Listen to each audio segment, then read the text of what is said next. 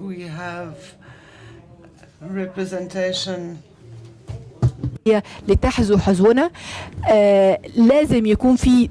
We see that in Africa there needs to be total support from the presidency so that women can participate. We need to change the situation, and women need to participate in government. We also need to include women in political parties and in the public space. So the political parties must also change their behavior in order to make space for women.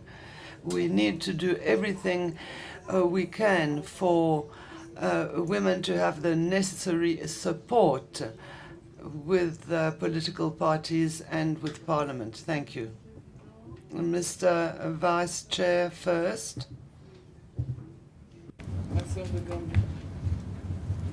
Could we ask the delegate to turn off her microphone, please? Thank you. شكرا لحضرتك. Thank you.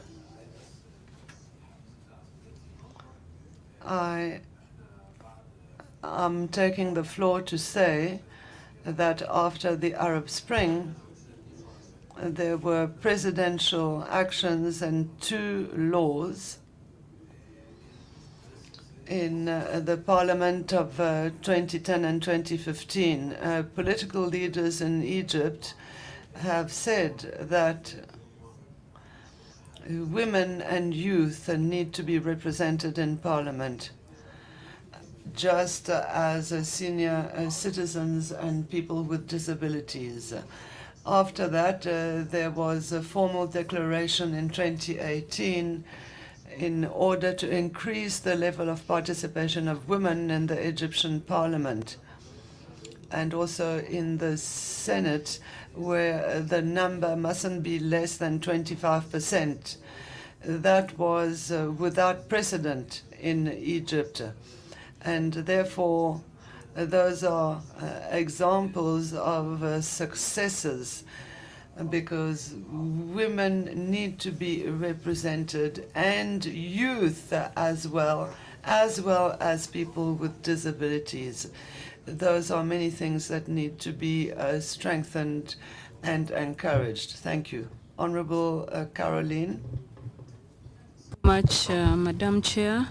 Allow me to appreciate our presenters of today, especially my sister from Kenya. You mentioned about the cost of politics in Africa, and you mentioned about some countries. I agree with you. It's the biggest barrier we have in our countries. You only mentioned about women, that it's affecting women. It's not only women, especially youth. Our youth, they cannot really manage to join politics because the cost of politics, it's really expensive. Without money, a lot of money, you cannot join politics, especially the countries you mentioned. And this is a serious issue. I think we need to really get a solution for it, either funding them, specifically supporting youth and women. I can give an example. In our country, Uganda, at least the percentage of women is high. For example, the vice president is a woman, the speaker is a woman, the prime minister is a woman. And let's say in our parliament, there are specific seats for women.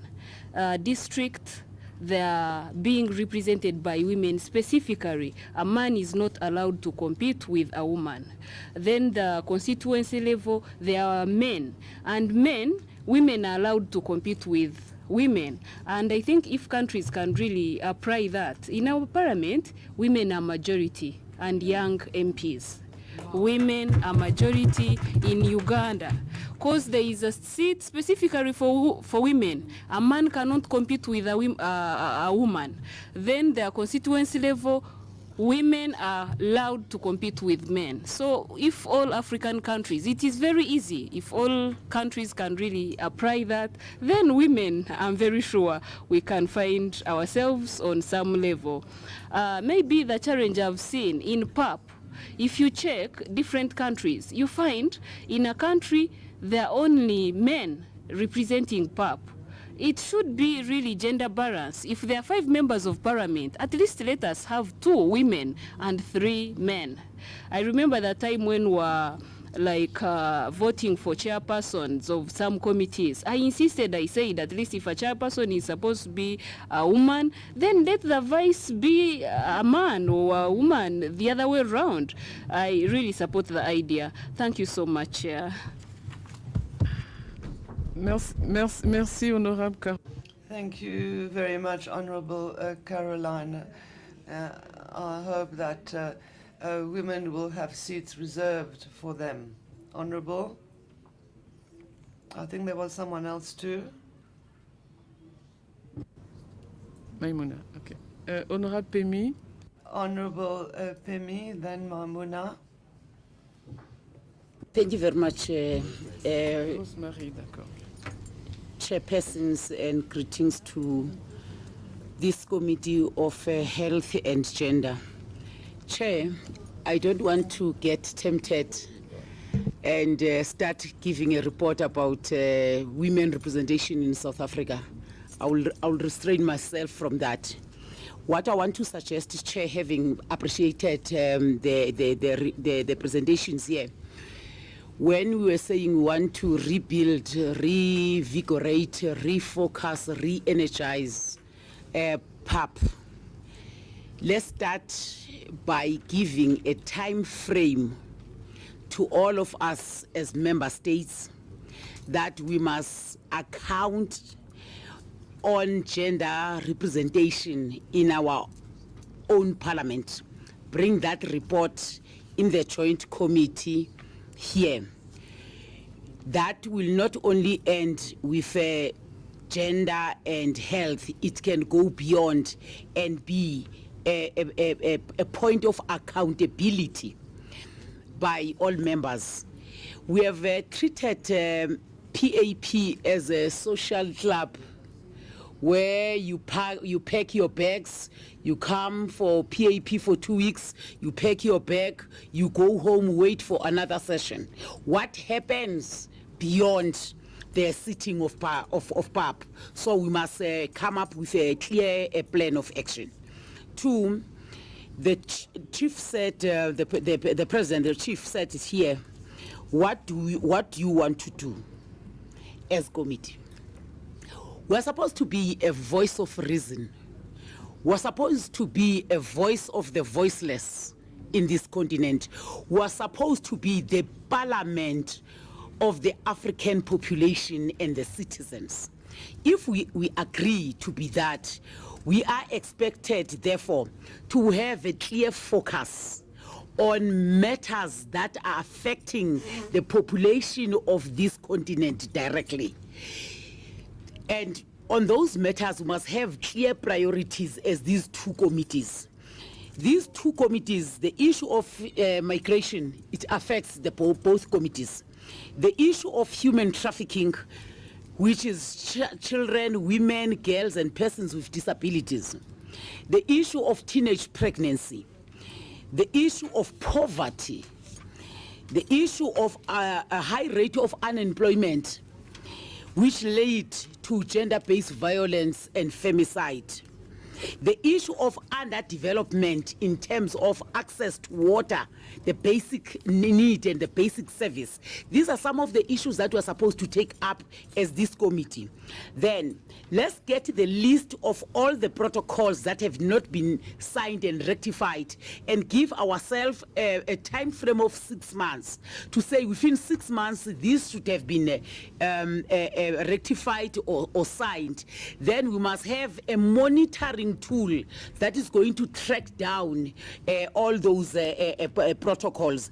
And I think, Chair, if we can do that and put that in our plan, these 2 committees are supposed to have joint oversight work, because there are a lot of issues that are cut crossing between ourselves. So I make that submission. Thank you, Chair. Merci, Honorable. Thank you very much, Honorable Pemi. Now, Honorable Maimouna Sise, please. I would like to thank the two presenters, especially more of the one from Kenya is very inspiring, what they went through these last elections. I think the challenges on women should not end up only on lip services. We need to make sure that the actions follows. How can that follow? We have to be more motivated and believe that yes, we can do it. The commitment has to come from us, and we have to take it ourselves that we have to deliver. And that delivery will not come only within ourselves, but we have to involve the governments. I'll quote the example from my own country. Women are facing, politically, we are facing so many challenges. This last parliamentary election in my country, sometime about four months ago, we have 19 candidates, but both of them being elbowed by the male candidate, left with only 3 candidates were able to make it to the National Assembly. Based on that, the president has to decide on his mandatory of 5 nominated parliamentarians to be added, which I was privileged to be one of them, being nominated, and Honorable Fatmata Jawara, who one time served here as a member of Parliament of Pan-African Parliament. So we can have it also as a mandatory or guidance that every government should have a special seat in the parliament for women representation, because women definitely, we have so many ambitions to be part of the decision-making body. But are we able to do it? Are we given chances? No, we are not. Some of these are the challenges will come in the bullies and the family separation. If you want to join politics, nobody any family member will not come across to be bullying or to be hearing some kind of a discriminated wording towards the family members because you want to join politics. So there should be a mechanism whereby every country should come up with a very strong law, try to defend the women's right. We can be part of the decision making, and anytime the women are in the leadership, they deliver perfectly. They are not working for failures. Women never like to be failed, and they never work for failure. So let's try to advocate to make sure that we have a strong mechanism to bang on it by every member country of the Pan-African Parliament to make sure they have a reserving seats for the women to be representing their fellow women in the Parliament. I think these are the suggestions I would like to add my first. Thank you. Microphone of the chair, please. Microphone of the chair, please. Microphone of the chair, please. I'd like to give the floor to Honorable Rosemary. Rosemary Bangura from Sierra Leone. I want to thank the presenters, Madam Matilda and Madam Caroline from Kenya, and also want to congratulate you for your just concluded elections, especially the parliamentary, where at least we've seen some increase. The slight increase means a lot for women emancipation. You know, just as our other presenter, Caroline, was saying, that the gender parity law that we need one that will broaden the public space, the economic space, and also laws that form barriers, that will break the barriers that underpin women empowerment in our society. Economic space is key towards gender empowerment. I am an MP. This is my second inning in the Parliament of Sierra Leone, and I know what it takes to become one in West Africa. You have to spend a lot of money. So we advise governments to provide that post for women so that they too can be able to contest. Not that we don't have women. We have women. We have women that are willing to come out. But some of them don't have the capacity, not the educational one, but the financial might to undertake such a venture. So having an economic space will be a key. Opening the economic space will be a key. And also breaking the barriers of laws that prohibits women participation. Women owning rights to land. Women owning rights to properties. There are times when a woman, the husband dies, everything is taken from her and she's left with nothing. You know, all these laws needs to be prohibited. Also, I want to talk on our own scenario in Sierra Leone. Since the inception of our parliament, the 5th Parliament of Sierra Leone, together with other colleagues, female MPs, we have been fighting to achieve gender parity, that is the 30%.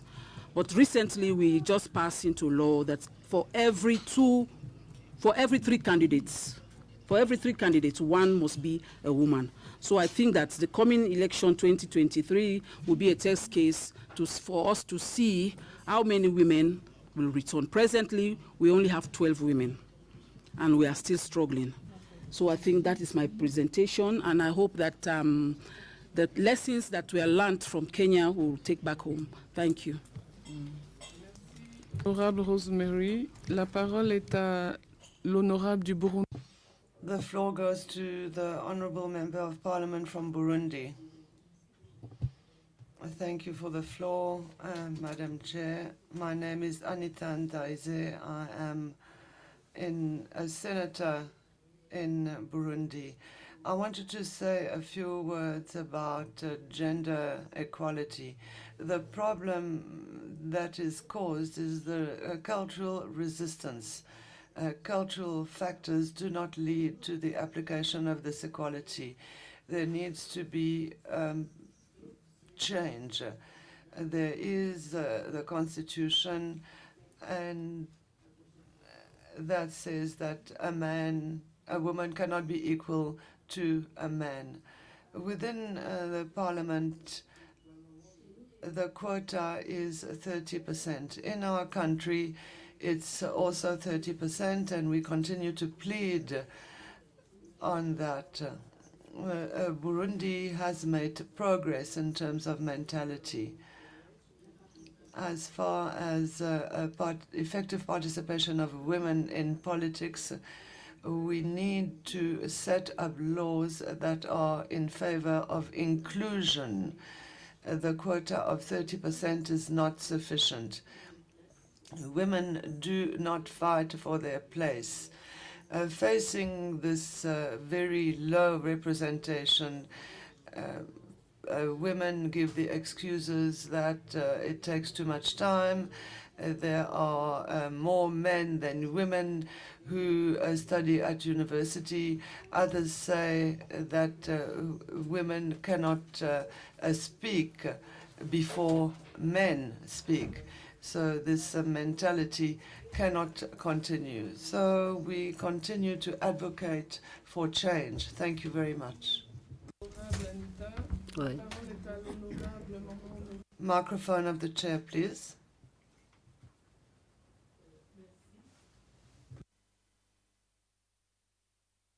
Microphone of the chair, please. Microphone of the chair, please. Or microphone of the speaker.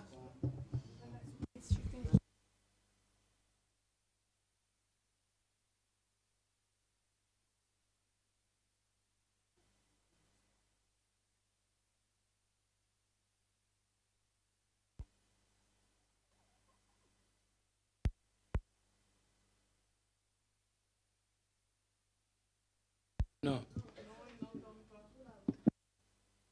She should change the mic. Use another mic.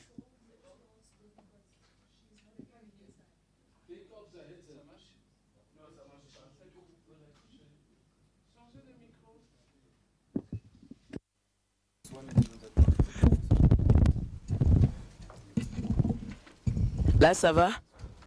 That's fine now. It's fine.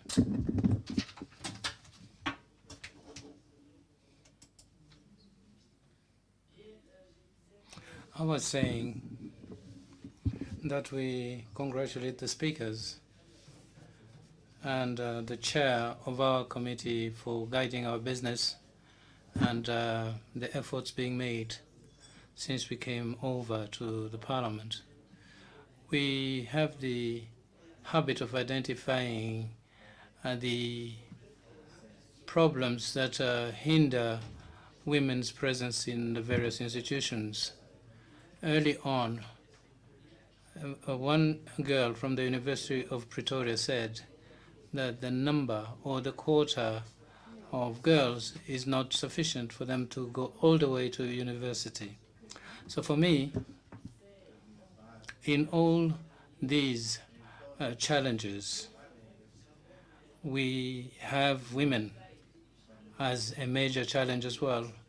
Well, I'm not going to go back to that. Some are scared, some are party to practices that are not good, including sorcery. And for them, politics is an issue that is supposed to be of interest to witchcraft and the likes. And political will is something that we can count as a plus, because women should not constitute a barrier to the improvement of society, because they are party and parcel of the improvement which have been made recently. Where there is political will, there are a lot of things that may change. And by the same token, I would like to say that Africa is represented, generally speaking, but we need to identify what I call good practices, country by country. Rwanda, for example, is a country that can be emulated, because on the world stage, if I'm not mistaken, Rwanda has got the biggest number of women in parliament. So these good practices can be identified so that in the model law on the equality that we are seeking, so that these good practices be transformed into laws that are enshrined in the various legal documents in our country. So we shouldn't really lower our head and be scared to speak. I think if we are here, it is already a clear sign that there are women who have come here. You don't be elected as a senator or as an MP if you don't have political will. And when I said earlier, citing the example of my country, which is looking into the issue of violence against women, which has been the practice for quite some time now, but the political will that is there has allowed for space to be opened up so that men are actually encouraged to open that space. And it has helped to change a number of legal documents. I know that there was a problem when they say women could become heads of family, because it was stated that men and women run the family together. Well, there was quite an issue agreeing to that, but slowly, I think progress is being made. And the President of the Republic appointed senators, 15 of them women. And once that text was adopted, then the equality that was being sought was respected as to the number of senators to be appointed. And this has opened up space. So I'm talking about senators, women, who were elected, and some were appointed by the president. That increased the number of women senators. So these are some of the examples that I'm using to illustrate the fact that good practices can help us make a great stride. Thank you very much. Thank you. Honorable Carla from Cape Verde. Thank you, Madam Chair. I would like to thank all the speakers for their insights. First of all, the experience of my country. We do have a law on parity. It was enacted in 2020, and it was used in the elections in 2021. There was a sensitization, and its approval was led by the current Vice President of PAP, Honorable Lucia. She was leading the women parliamentarians movement. And we had this law approved. It was not an easy job, by the way, but in Cape Verde, the law provides for 40% of women in the parties. None of the genders should be represented in less than 40%. It was a very innovative idea. It's not only centered in women, but it was innovative. In these conditions, if women are in better conditions compared to men, we will never undermine even their own representation as men. It's only a matter of being better qualified. And the balance is very important, not the discrimination of anyone. The importance is the gender, not women as such. We managed to do that, and the number of women in the parliament increased after the enactment of this law and the elections in 2021. Something that we could not achieve, it was the parity in executive. We still depend on the party that is elected and will elect the president. We still don't have any specific legislation concerning that. It's a gap that we will eventually correct.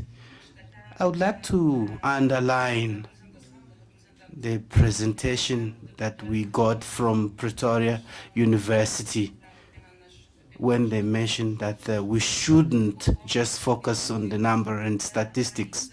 I do agree, because there are still many hindrances to women participation in politics, especially related to exclusion, and women do not have the necessary means to ensure their participation as such. Currently also, there is very much bullying, and digital inclusion is lacking. Women remain victim in the public space, in politics. Many times they are victims, especially the youth, young women. They are not incentivized, and most times they are not keen due to these kind of hindrances they suffer from many sectors of the state. I would like to conclude underlining that statistics, quotas, and numbers are important, but mainly we need to come with instruments against discrimination and violence and bullying, and promote other mechanisms in order to empower the women in order to be keen to dispute those places in equality with men. Thank you.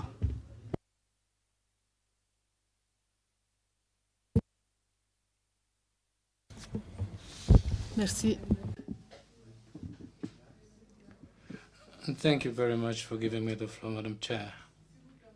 With your permission, let me give the floor to Honorable Sylvia, followed by the lady after her.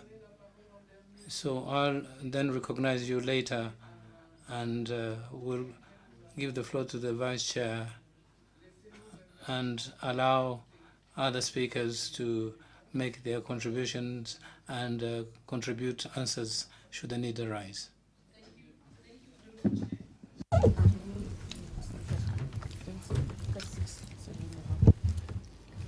Thank you, Honorable Chair.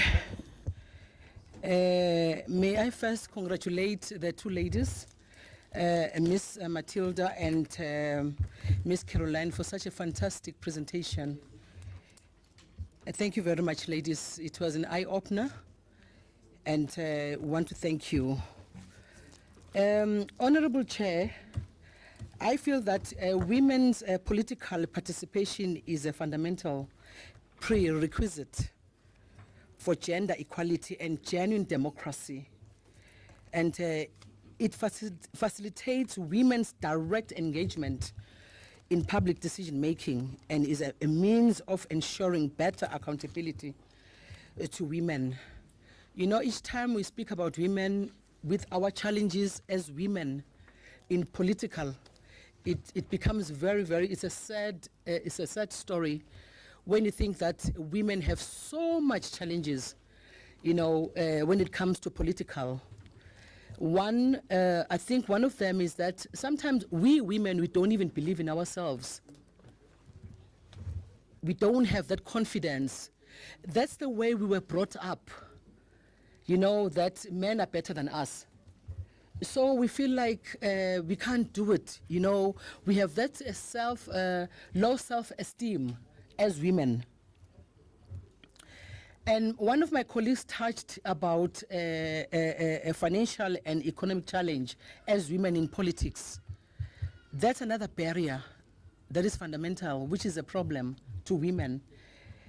And I wish our government can come forefront and help women to achieve that, because I think that's a huge barrier.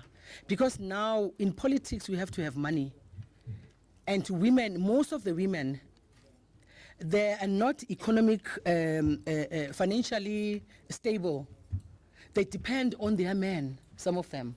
I think it's high time women, we stand up and take the challenge and believe in ourselves and believe that we can make it. It is possible, you know. And another thing is the culture, respect for cultural values and beliefs. For instance, in my country, let me say, when we're having like elections, women, when they speak in public, they've got to kneel, but men stand. That is our culture. So we can see that we are behind. There are so many things that are barriers in our lives, you know, as women. And I feel that women need to be capacitated and be motivated, that it is possible that we can make it. I just want to give an example in our culture, in our country, citing in our, like when we were having the elections, 95 constituencies, only 2 women were elected. Only 5%. And then our constitution says they have to elect another 4 extra from each region. We've got 4 regions. So now there are 6 in parliament. I can imagine, I mean, when my sister was talking here about that women, it looks like they are better when it comes to parliament. They have more women now. To me, I felt like I wish my country could hear this, because this is important. It's very, very important. But otherwise, ladies, let's stand up. Let's believe in ourselves. We can make it. It is possible. I thank you.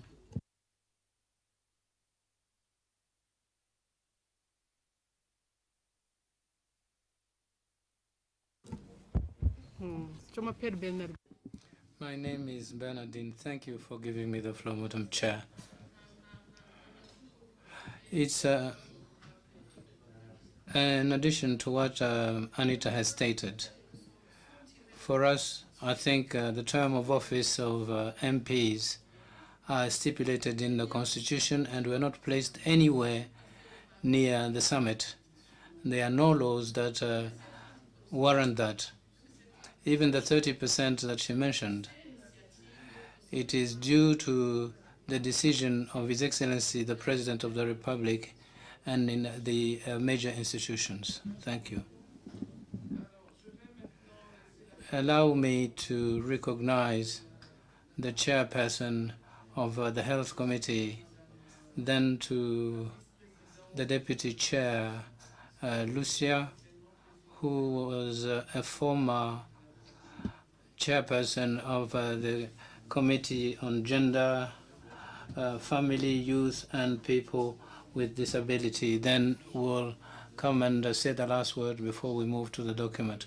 Thank you, Madam Chairperson. Let me take advantage of my having the microphone to welcome our colleague, the Vice Chair.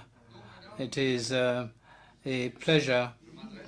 I'm addressing myself to women. I think you're absolutely spot on to clamor for your rights and to seek to make space in politics and in any area of human endeavor. And all this, I think, does come with political will, and I share those views, because in any country, in any state, if there is no political will, nothing gets done, irrespective of the topic. And here we are considering a law on equality between men and women. I think that is a welcome activity here at Pan-African Parliament, because to seek parity is something that is good, but a model law will not suffice. It won't make any miracles just because it is a model law. It will be there to guide us, to help member countries make progress. Those who want to propose new regulations can do so to empower women further, to give them additional space in politics. But it's never going to be something that is going to be forced upon people. What? No, it's okay. The microphone is fine. They are not going to actually force countries, but it will be a welcome development for us to have a guide, a document that is going to guide us in our different countries, in the government, and governments are going to use it as a foundation.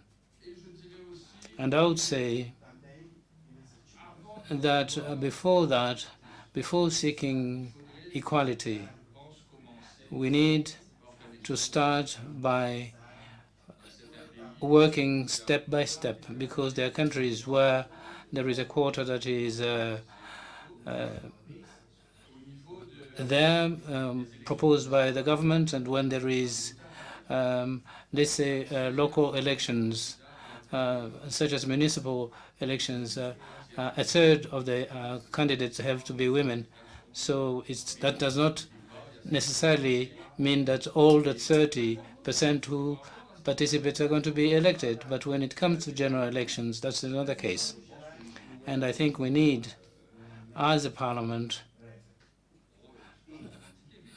come up with new proposals. So those proposals then would guide us, so that as a first step, we are not going to impose that equality everywhere. It might not succeed, but at least we can insist that laws be proposed so that at least 30% of women are going to be able to take part in those elections, as was the case for municipal elections. And I think this should also be the case in other situations where there is a quota. Fair enough, then we will try and seek parity, equality. But where things are difficult, as we discussed earlier, maybe we have to proceed step by step and say that as a first step, we'll propose a quota, and then a few years later, we could change the laws and come up with additional numbers. Or the Pan-African Parliament could also propose new texts and use its legislative powers, so that it won't be a model law, but a law which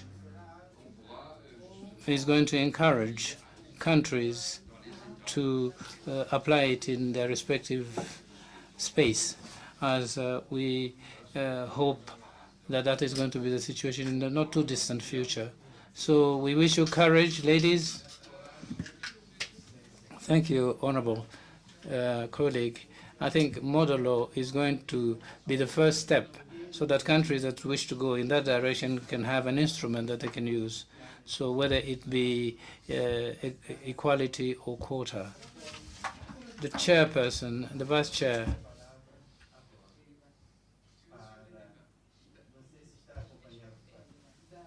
Ok, il faut chauffer les débats alors.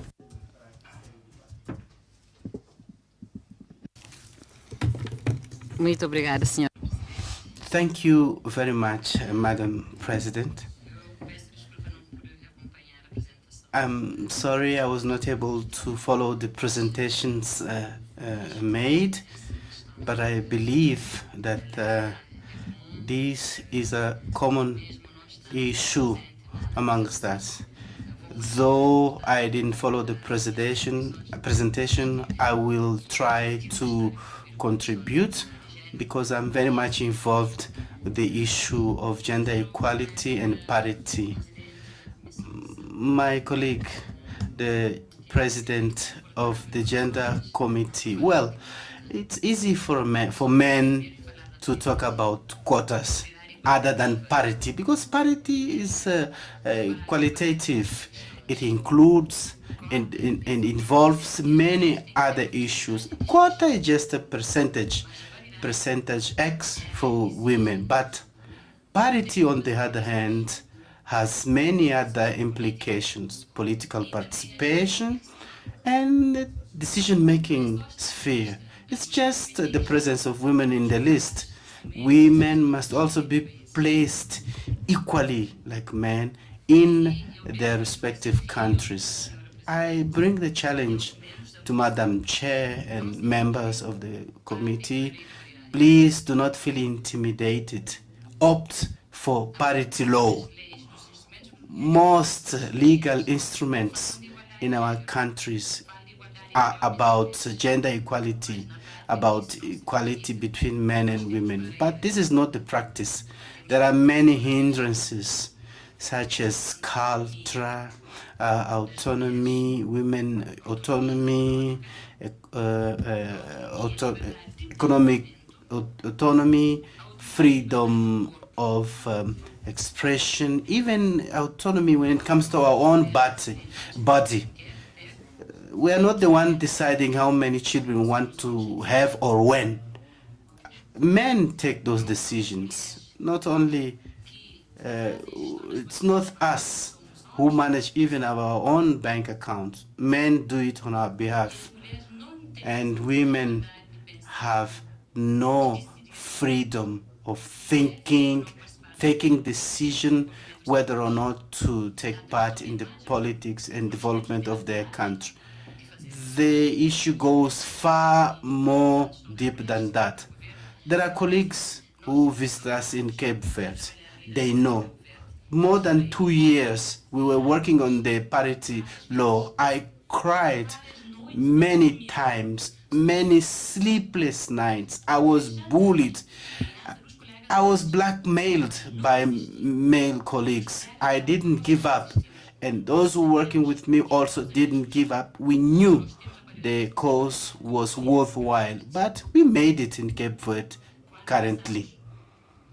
When we began, men were saying everything we heard from the colleague. We won't give you a quota, 30% for instance. 35 is good. No, that's not what we're looking for. We need gender parity because quota is approved today, but tomorrow is removed. But the law, we need to revoke the previous law, which was 2/3 with a qualified majority. But we insisted, and there's a fundamental principle that we have to take into account, all of us. If we're aiming for parity law, it's not an issue of women and discussed only amongst women. It's an issue that involves this entire society, men, women, youth, civil society, political parties, women associations, churches, community leaders, universities. I think in doing so we will be able. It can't be only our own issue. I don't think it's going to work that way. Because it's social justice. In order to replace social justice by parity law, regardless of gender, men or women. That's why our law provides a 40% minimum and a maximum of 60%,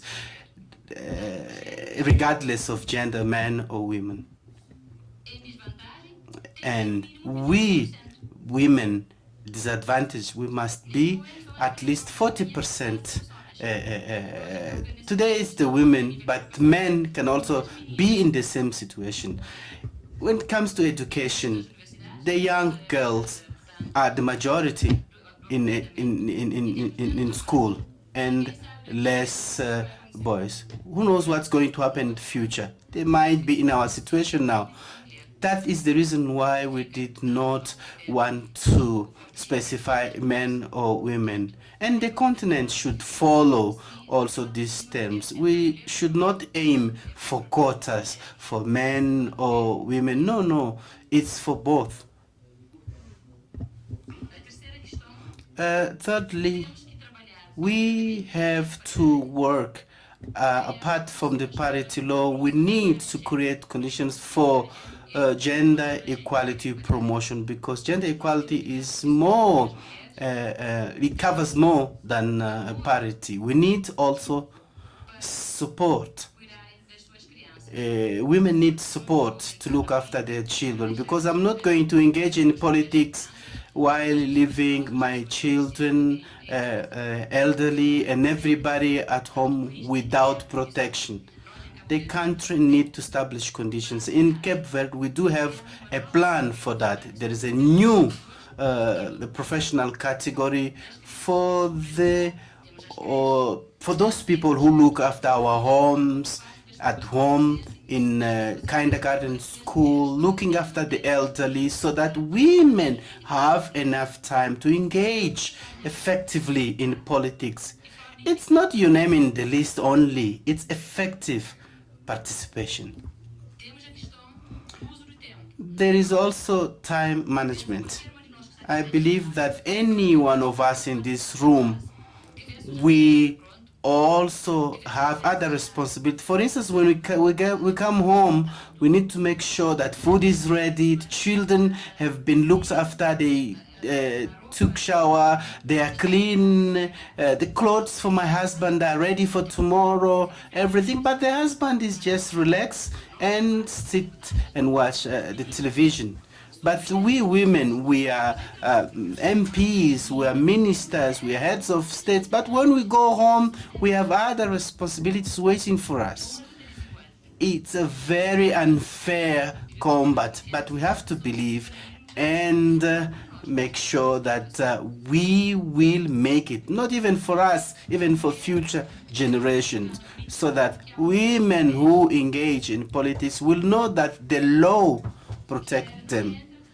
They will not just engage in politics because a friend to the husband or somebody gave them the opportunity, or because there is a percentage that is reserved for women. No, no, no, no. We need self-esteem in order to see our rights respected and implemented. As a vice president of the PAP, I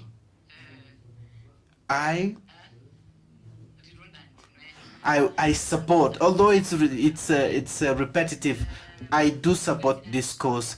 Please count on me. University of Pretoria also, please, let's work together. You can count on us. This is our struggle, us all, not only for us. We are fighting to replace social justice by eliminating all barriers that hinders women from participating in the political life and space. Thank you very much.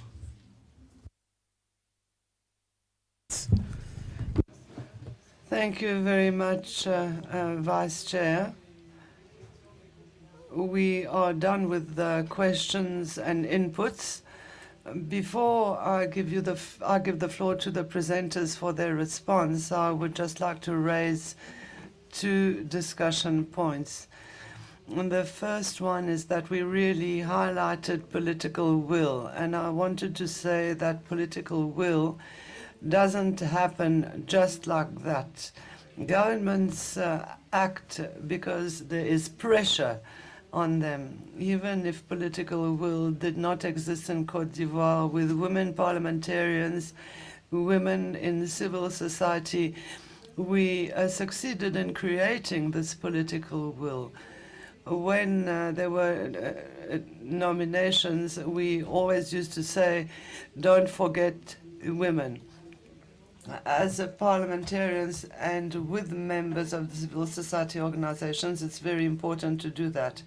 We all spoke about funding of political campaigns for women, etc. I would like us to be a tad realistic, because our governments can create space for women and say, okay, we're going to nominate a certain number of women, but very few women will have funding for their campaigns. So we need to have imagination.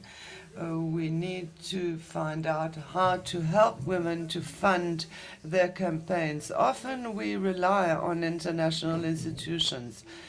They do not have the required resources to help. So rather than relying on governments, if there are movements that push for women in politics, we need to concentrate on that. Funding is important, but in my country, for example, we pushed and pushed and pushed, but the President of the Republic could only give $2,000 per campaign per woman. The number of women candidates had multiplied by 5, but for every single woman candidate, it really was not a lot. I wanted to give the floor to the presenters if they have additional information to give, or if they have final comments or questions that they wish to answer. Thank you. And the Vice Chair wanted to add something. And just to say that we need to work on training.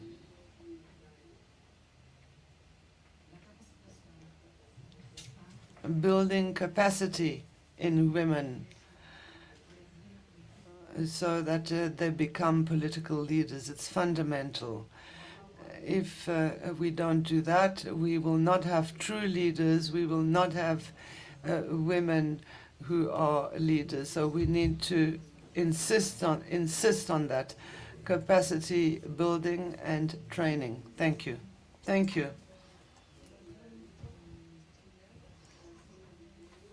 The lady from Kenya, do you have some final remarks? And then our presenter from the University of Pretoria. Go ahead, please. Much, Honorable Chair. Just a few thoughts. Is law on its own enough? Definitely not. And we've seen even in our country where we've got good laws, good constitutional provisions, it has taken that political push, movement push, for some of the numbers to be realized. There's also the recognition, speaking especially about the economic empowerment, there's a broad recognition on the intersectionality of the different factors that affect women participation. And for us, especially when we talk about the laws that discriminate against women, the Constitution went ahead, beyond the equality in terms of political and leadership participation to include other areas like gender-based violence, land ownership, property ownership. And in fact, before we got here, some of the laws we had to pass included on matrimonial property, inheritance and all that, recognizing that it's a multifaceted approach. in terms of the spiral effect of women in leadership, especially borrowing from the Ugandan experience, yes, and in these elections we have seen that the high number of women as presidential, deputy presidential candidates seems to also have given a bit more of confidence to elect women in the other positions.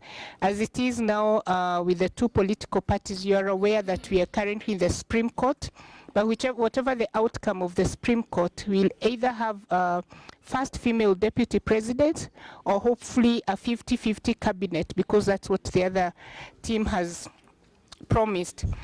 In terms of the cost of politics, and again on the economic empowerment, yes, recognize that other interventions. In Kenya, there's the AGPO, which 30% allocation of all government processes and tenders to women, youth, and persons with disability, again aiming at improving the economic empowerment of women.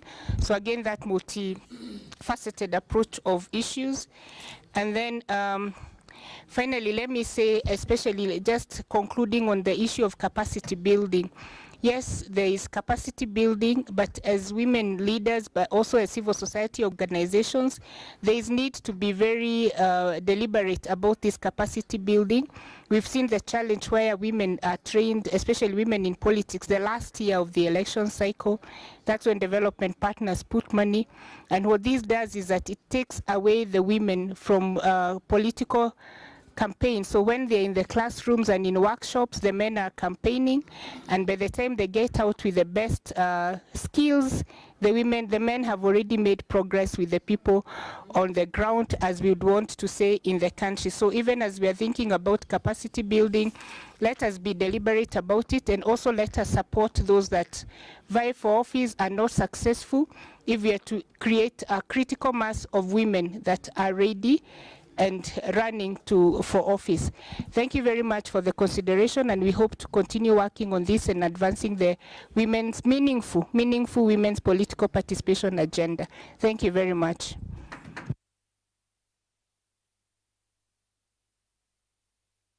Université de Pretoria, si vous avez... The presenter from the University of Pretoria, do you have some final remarks?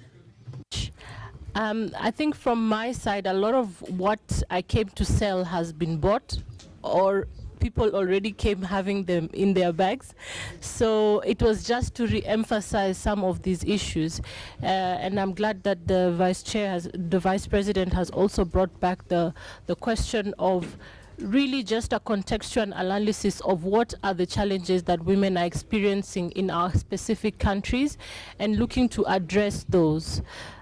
So far as we want to use the law as a tool to change society, essentially, we want to use the law to turn society upside its head. It has to be very deliberate. It's easy for us to pull provisions from here and there, but if we don't consciously reflect about what is it that prohibits an average woman in our spaces from engaging in decision-making processes, then we'll miss the target.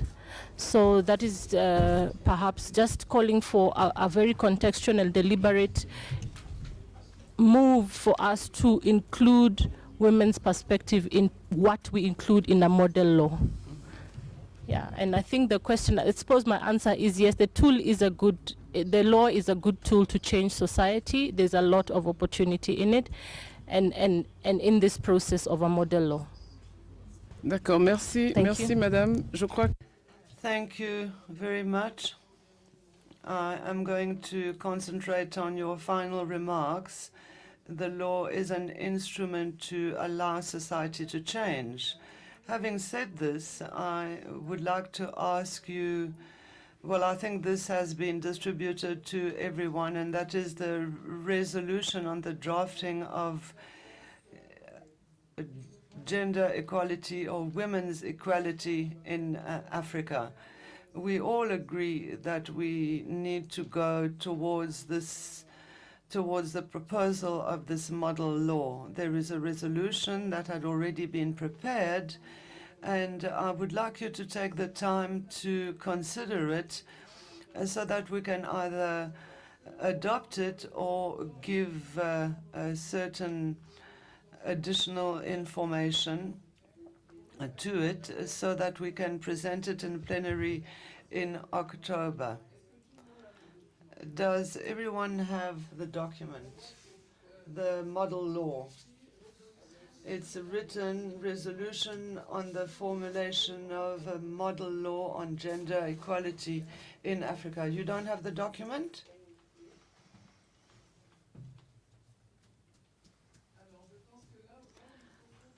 I think that where we need to focus is the 4 last paragraphs, where it says that the committee decides as follows.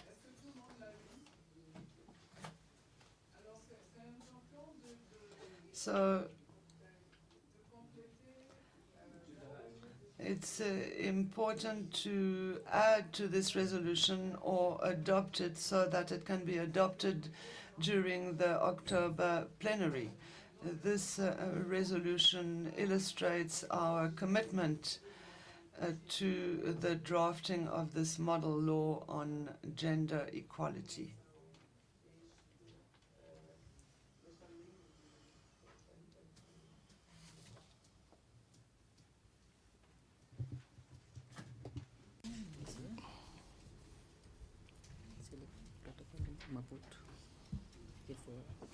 Oui, c'est le protocole à la charte de Maputo à la charte africaine.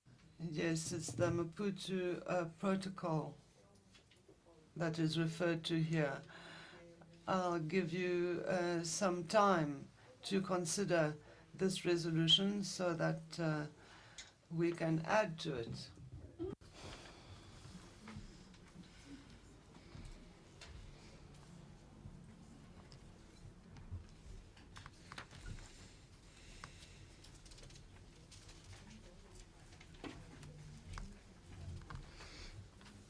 On peut la reprendre ensemble. La page 1. May we consider it together? Page 1. Considering Article 7 of the Constitutive Act of the African Union establishing the Pan-African Parliament to ensure the full participation of the African people in the development and economic integration of the continent. There's nothing to change here, I think.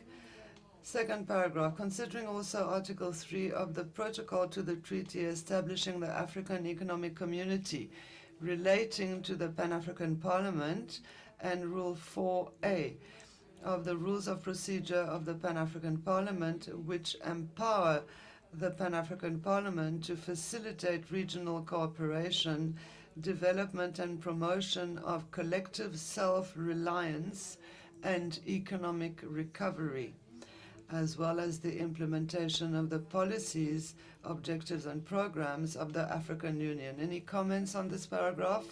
No comments. Let's go to paragraph 3.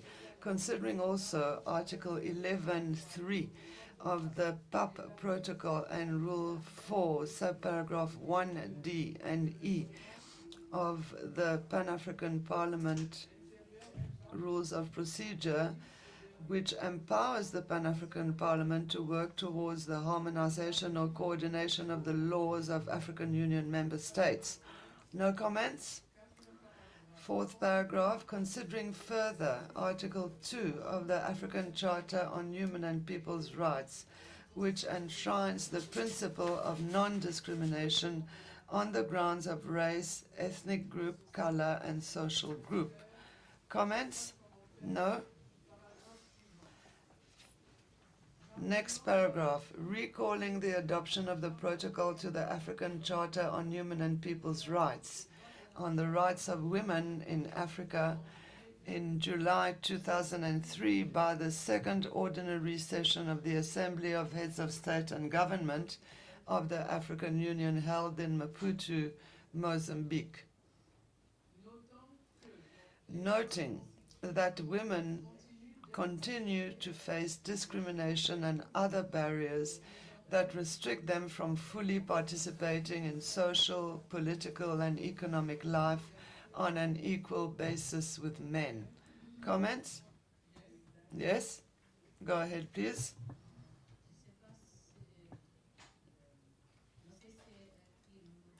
I don't know if it's nothing we should say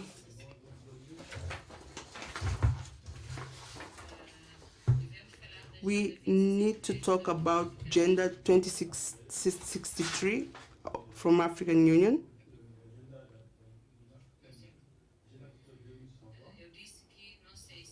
I don't know if it's in the previous point where we say that recalling the adoption of the protocol to the African Charter, in the end we should add Agenda 2063 of African Union on gender equality, ODS 5, and Convention for Elimination of Discrimination Against Women, because I've read the document and it doesn't include this issue, which are important and are the basis for this resolution.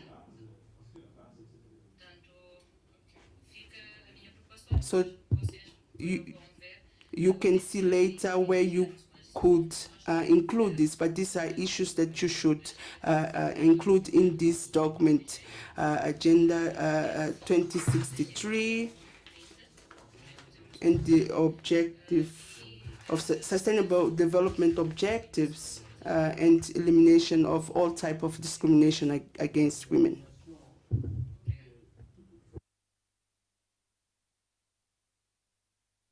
Je pense que le secrétariat va en tenir compte, avoir un alinéa. Alors, la suggestion de l'honorable Lucia, c'est qu'il y ait un référencement sur l'agenda 2063 et sur aussi le traité sur l'élimination de toute forme de... And also on the treaty concerning the elimination of violence against women. The Sustainable Development 5, Sustainable Development Objectives. The agenda exists, but there are other elements. There are the Sustainable Development Goals, number 5. All states are committed to that. And so I believe that the Secretariat will find those various elements and take note of them. We were on acknowledging, yes? If it's something to add, or is it on a particular or specific point here? Microphone of the speaker, please. Microphone of the speaker, please.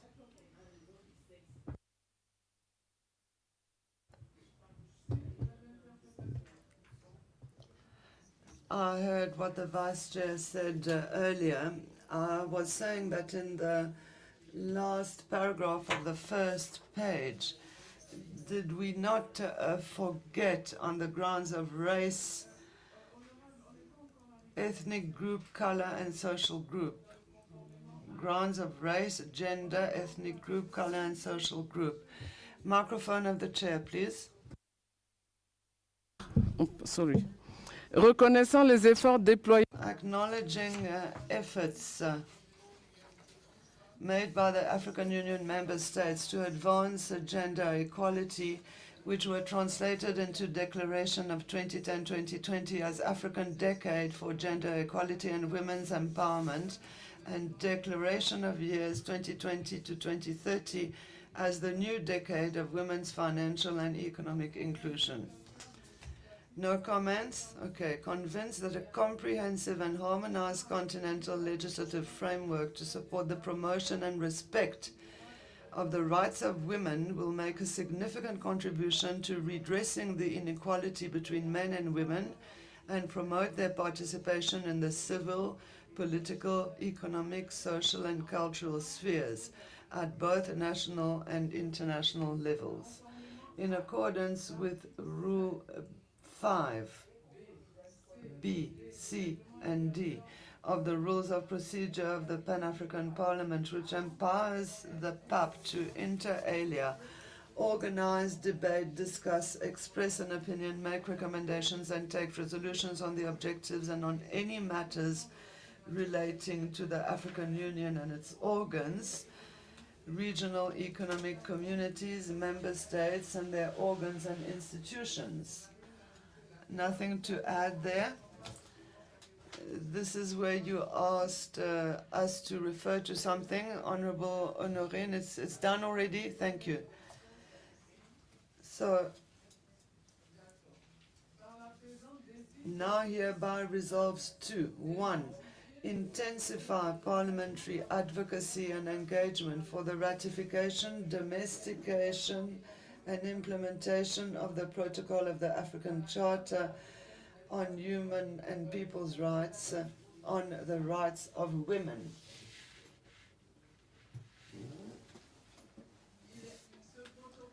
This protocol is already in force because 42 states have signed it, but it would be good for all states to sign it. 2. Strengthen the collaboration and exchanges among regional and national parliamentary bodies with a view to enhancing the capacity of parliamentarians to monitor and integrate gender equality in all public policy and program areas, as well as budget and lawmaking. We agree on that. 3. There is a grammatical error in French. Formulate a model law on gender parity in Africa through the Committee on Gender, Family, Youth, and People with Disabilities as a means to fast-track the harmonized implementation of the new Women's Decade on the continent.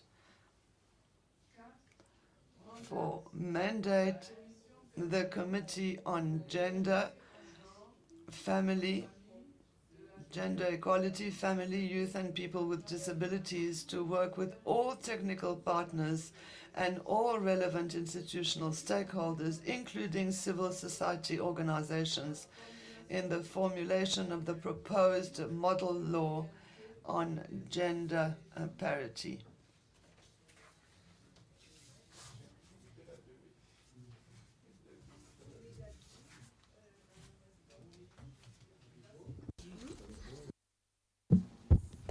Il est écrit la légalité. C'est l'égalité.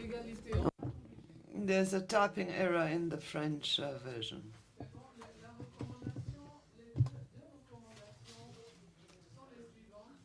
Two recommendations are as follows. Microphone of the chair, please. Microphone of the chair, please.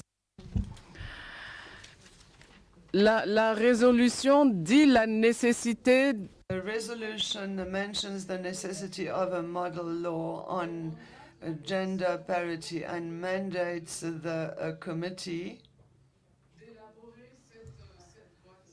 to draft this modern law. Those are the two fundamental elements of the resolution. Do we agree on that? Do you think that there's anything to add, Honorable Pemi?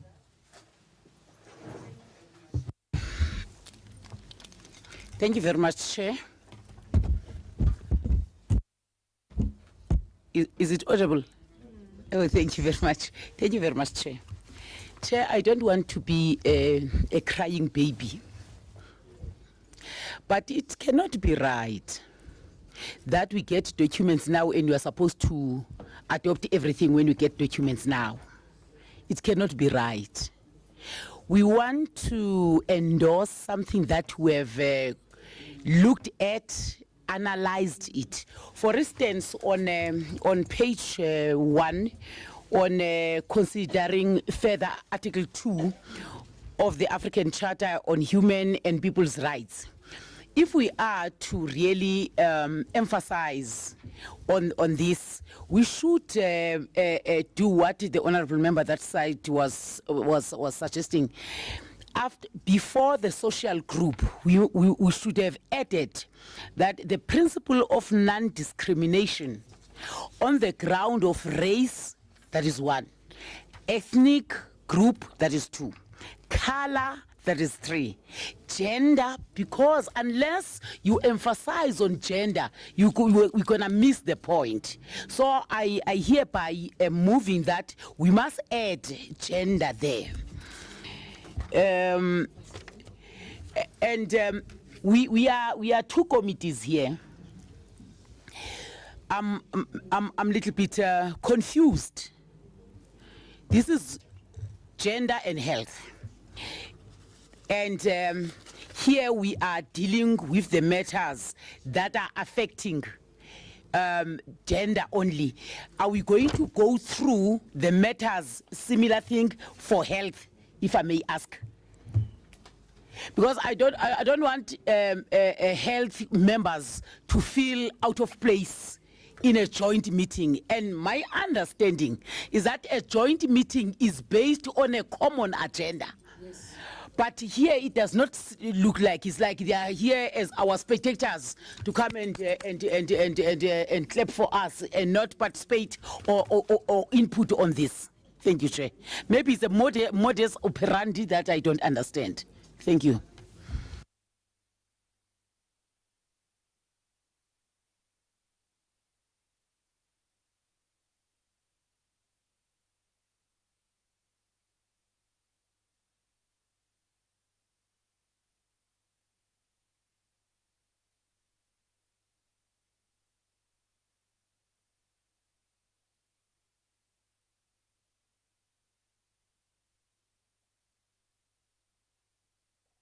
Session was concentrated or focused on women's empowerment through the model law. That was the objective. But to the extent where we are used to working with the Committee on Health, Social Affairs and Labor, that is why it seemed important that they come to support us on that matter. It is a subject of interest for them, but secondary, whereas it is primary for us. But let me go back to your first proposal. I have already discussed it with the chair of the Committee on Health, to see if these 2 committees can come up with joint priorities. That will mean joint work, because if I understand correctly, even statutory meetings of committees are held together. So with the chair of the committee, we are going to work on 2 or 3 joint priorities, while the separate committees will work on their own priorities. So that has been taken into account. We also take into account your suggestion of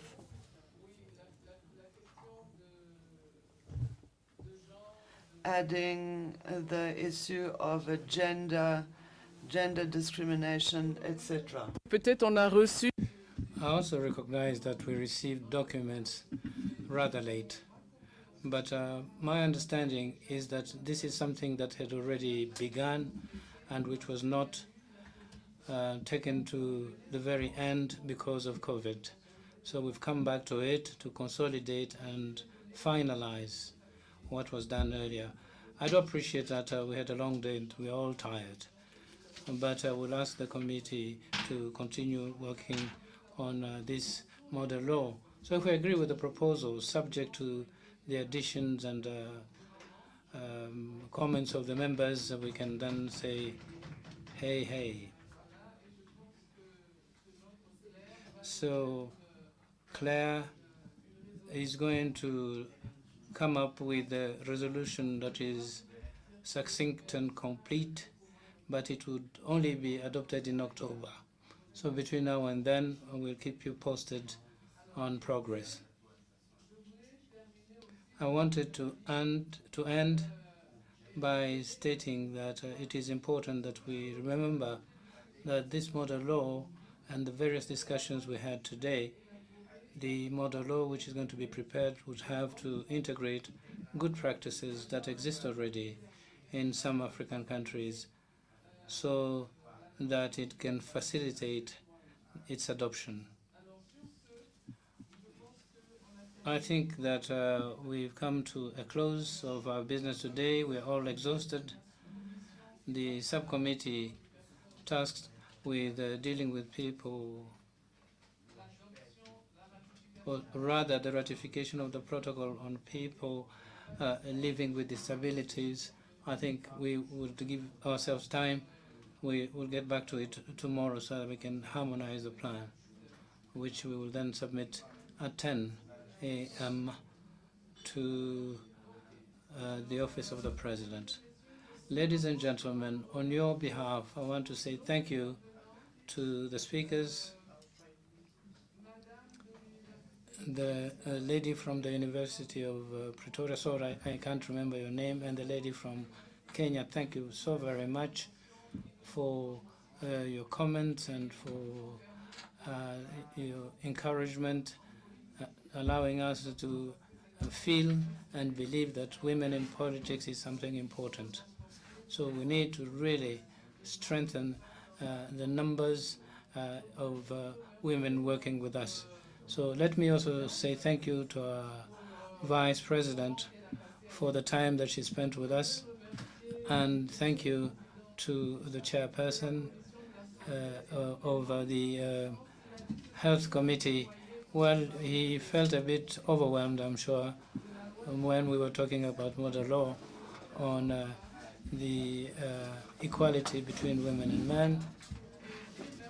And also say thank you to our colleagues from the Health Committee for their presence, and all the other members who have come to lend us support in our discussions on gender, young people, people living with disabilities. I think this is why we've stayed this long. This is why we want this committee to really produce concrete results, and with God's help, I'm sure we'll be able to complete the preparation of this model law and additional protocols relating to the topic at hand. Let me remind you that tomorrow we have a joint meeting in the morning with the committee, the Justice Committee. Then in the afternoon,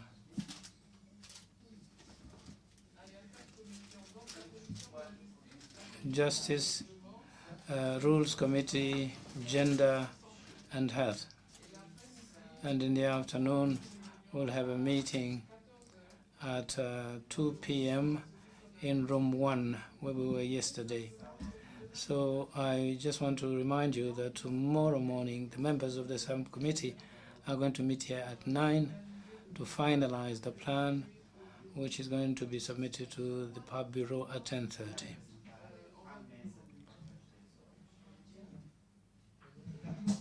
Is that okay? On that note, the meeting is closed, and have a good evening.